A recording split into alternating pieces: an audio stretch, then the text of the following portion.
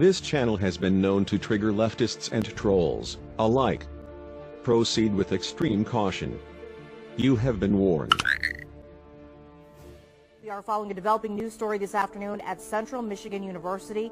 Police are responding after two people were fatally shot at Central Michigan University. Now, our partners at the Detroit Free Press have confirmed that the two people fatally shot at CMU were the parents of the suspect, and right now they can't find him.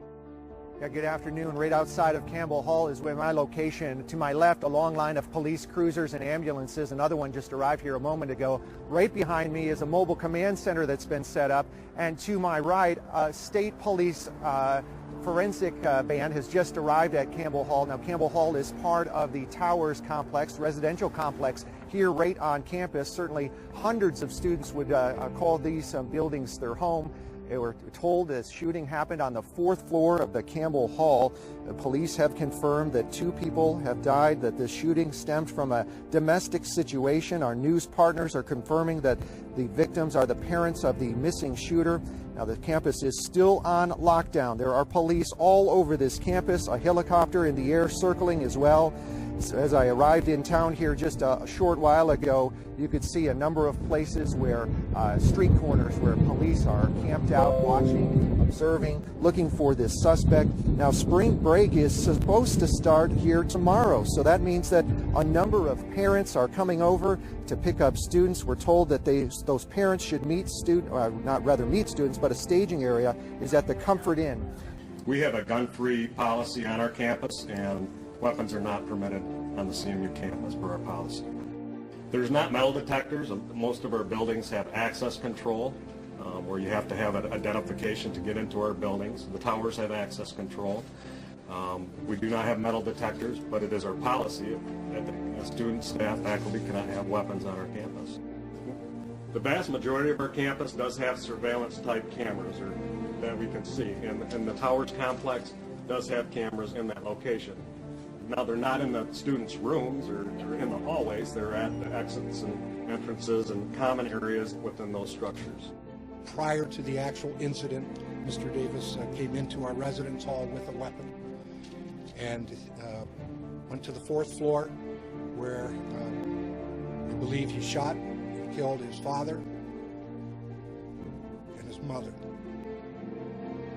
We've had a number of tips of where this individual might be. So far, we have not located him. However, we're following up on every tip that comes through. We've been checking individuals to check their identity as they come in. I can't confirm the floor, but the last thing I can confirm, we had cameras that saw him exiting the north side of the Towers complex and running on the railroad grade. We are confirming that 2 individuals have been fatally injured, and the incident took place in Campbell Hall, which is part of our Towers complex. As Sherry Knight said, at this point, none of our students, faculty, or staff have been injured. They are sheltering in place at this current time, and at this point, our campus is safe. We believe the situation involves a domestic-type incident. The person of interest that we are looking for actively at this point is a James Eric Davis. He's a black male, approximately 19 years of age, weighing about 135 pounds. A photograph will be released shortly of Mr. Davis, and we're asking that our community members call us. Call 911 if you see this individual, and he should be considered armed and dangerous if you encounter Mr. Davis. For those planning to come to campus to pick up their students for spring break, we would ask that you please stay off campus. Our campus is actively locked down and our students are sheltering in place. If you need a location to go to the Comfort Inn at 2424 South Mission Street, and there will be staff there to help support you and your families. At the current time, this is still an active event. Police agencies are actively trying to locate the individual. He was last seen shortly after the shooting, running in a northbound direction from our Towers complex. At that time, he was wearing a dark hoodie. It is unknown what clothing he may be wearing now, because we have located a number of articles of clothing along the railroad grade. We have tactical teams from the Mount Pleasant region, comprised of the Central Michigan University Police, Mount Pleasant Police, the Sheriff's Office, that are actively looking for this individual. We also have assets from the Michigan State Police that are assisting with officers, air support, and with tactical members. We have assets from the FBI and our other federal partners. My name is Jack Brown, Public Information Officer with the Mount Pleasant Police Department, and we're asking for the community's help in this part. We believe the subject is in the city limits now, and so we need the community's help in locating him. And by that, with the picture that we're going to release, we're asking that you do not approach this individual. We're not asking you to go out and look for the individual. What we're asking is if you see this individual, we want you to contact 911 immediately and let our teams do what we do and apprehend that individual. The important thing is to know that our community is safe. We're going to ask that everybody stay inside at this time. And again, if you come across this individual, to call 911 immediately. Here's what I can confirm at this point. It's a little early in our investigation. The CMU Police Department did have contact with the involved individual last evening. At some point in the evening, he was transported to McLaren Hospital due to what the officers believe may be a drug-related type incident, an overdose or a bad reaction to drugs. At that point, he was released to the hospital staff. We're calling it a family-type domestic issue at this point. Here are some of the recaps about that situation. We were told that the campus is currently on lockdown indefinitely, but students, staff, and faculty are safe. Now, a photo of the suspect, who has been named as 19-year-old James Eric Davis, will be released shortly. And again, this is still an active event. We're told that there is footage of Davis running from the northbound from the Towers complex at Campbell Hall following that shooting. Officers also said that he was wearing a dark hoodie at the time and that they found numerous clothing along the railroad tracks. So right now you have a lot of law enforcement out there on campus, including air support. They do believe that Davis is currently in the city limits, so they are asking the community for help. They are saying not to approach him, but actually keep an eye out for him.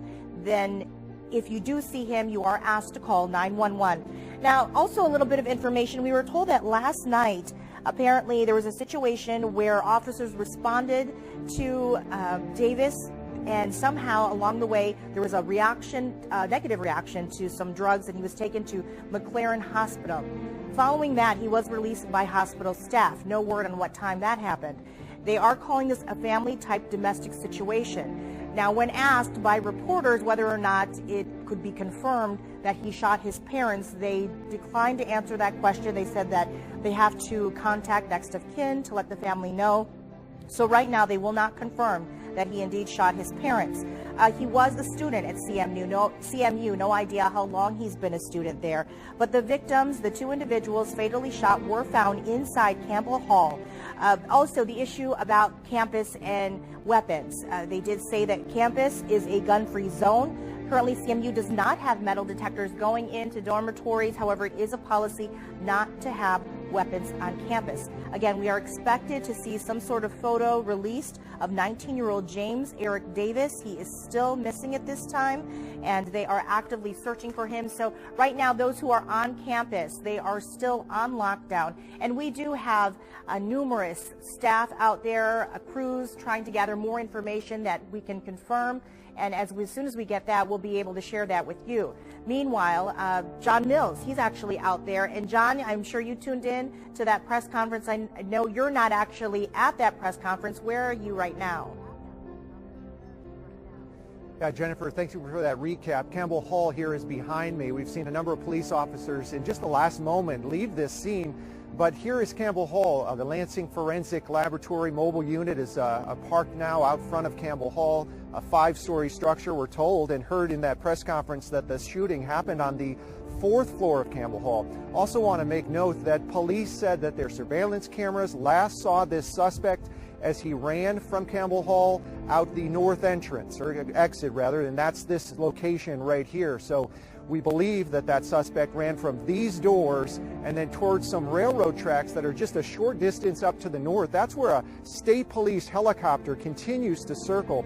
On my drive into campus just a while ago, you could definitely tell there is a large police presence over there along those railroad tracks. There's also a swampy area, a creek it appears that goes through that part of the north end of campus. Police all around that area as well. But over here at Campbell Hall, just a few moments ago, we could see some students in an adjacent housing complex in the windows. They're still sheltering in place, kind of peering out through windows from time to time, certainly on their mobile phones, seeking advice and all the latest information as well from the media outlets and the press conference that just took place. But police continue to kind of work this area. I wouldn't say there's a real high sense of concern at this location. Kind of appears like most of the activity and the police activity is to the north of Campbell Hall. The forensic team continues to go in and out of the five-story housing complex here where this shooting happened this morning on the campus of CMU.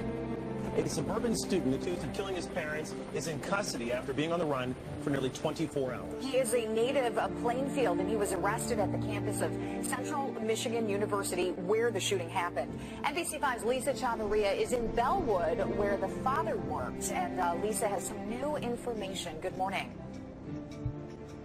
Well, good morning to both of you. Yes, the police department and the fire department weighing in this morning, saying how devastated they are at the loss of Officer Davis Sr. They're in the process of putting up bunting, but let's talk more about what took place yesterday. Now, early this morning, Central Michigan University posted on its website that James Davis Jr. was seen on a train passing through campus just after midnight. A witness called it in, and police were able to arrest him without incident. Now, that 19-year-old is in custody after a day-long manhunt in Mount Pleasant, Michigan. Authorities say James Davis Sr. and his wife, Diva, were at the dorm to pick up their son, James, for spring break.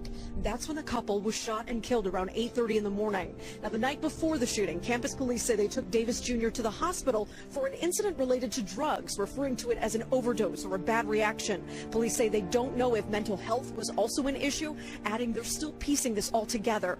Davis Jr. was released Friday morning. That was just shortly before the fatal shooting. Now, back here in Illinois, officers in Bellwood, where James Davis Sr. worked part-time, are shocked and in mourning over the loss of Davis Sr. Very hard, including myself. I knew James for almost 20 years. I've been here 30 years, so I was fairly a new officer when he came on, so it's very difficult for all the officers.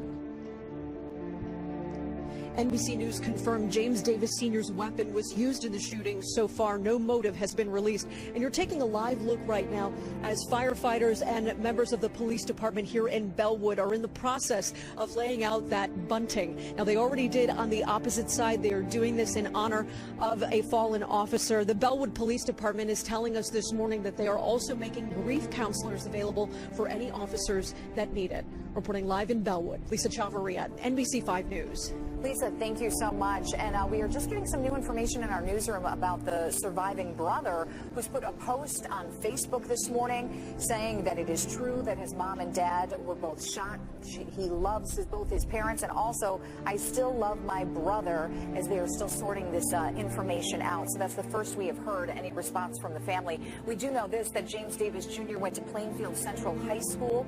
Those who knew him and knew the family, the neighbors, say they are shocked and heartbroken, and they never saw it coming.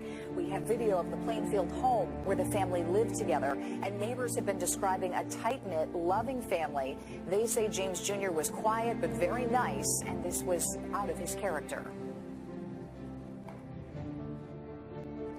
In addition to being a police officer, James Sr. was also former military. The mayor says news of this tragedy has hit the department hard, and that James Sr. was a pillar for that department, and friends are hoping for the best for the family.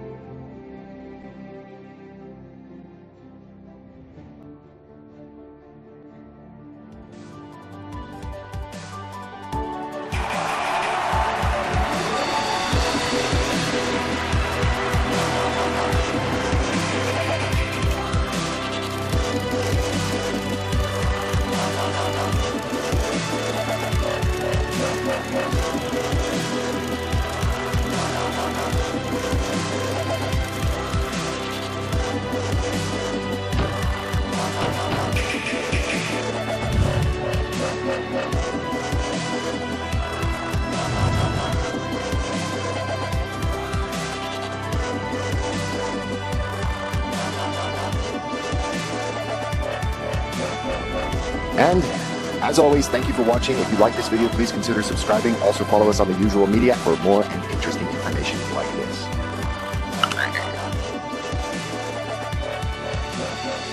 Channel moderators are Jer Shax and Michael Thomas. Thanks for your diligence and dedication.